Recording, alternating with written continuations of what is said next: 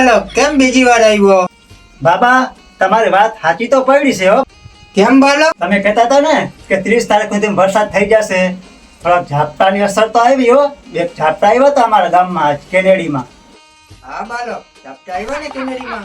30 તારીખ બાબા કેનેડીમાં 30 તારીખ સુધીમાં વરસાદ આવી તો જાય જ ને કે ઝાપટા જ આવીએ. હા બાલક, મારી ભવિષ્યવાણી હજી કોઈ દી ખોટી પડી જ નથી. 30 તારીખ સુધીમાં ફૂલ વરસાદ થાય કેનેડીમાં. ધોધમાર આવ. બારે નહીં નીકળાય. આ બાબા તો તારીખ ઉપર તારીખ જ દીધે રાખે. આની 30 તારીખ જ કોઈ દી નથી આવતી.